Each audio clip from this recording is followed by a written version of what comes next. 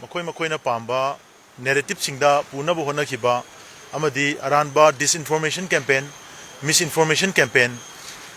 Singasi, Makamatang Mayama, Toropana Maramorakana, Tongan Marueba, critical issues Singda, Lana Chatkibayaba, Adu Lana Chalangiba, Todomayam, Sutokiba Legre, Hadakta, Singarangi issue the quick Palabauda, Ena, Koimatamama, Koina drone bombing, Tawi, Habadu. Indiagi army chief ama masai yauna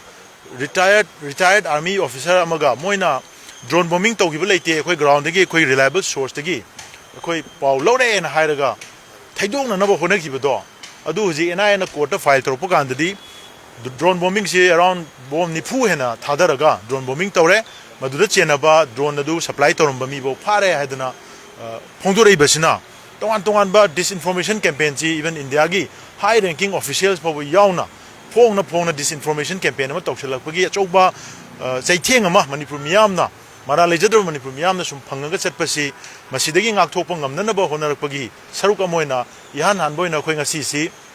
handak tai kuidana February gi tang 19 da Delhi da pangthokhiba dungloba Manipur ki bat haidana maruene India gi yamna masak naiba personality singna saruk yaraga sinbi khiba dumba thoromado madugi thoromadu da su khoi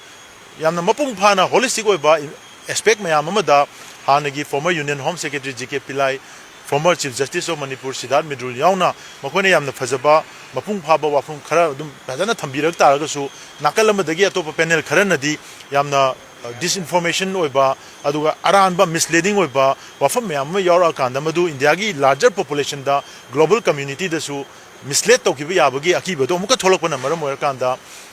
Haiba Masigi debate, Masigi discussion na siya, Masi ako'y amuk review matawba, Masigi rebuttal ma pi na nabagi, Manipur masak muna kangba, Manipur gi lehaw digi chawray ba mi singasina, kachin ko yayaw na kangi habasigi madugi, sapsaba resource mayamado ko na mobilize tawjarakanda, live panel discussion na sinjabani.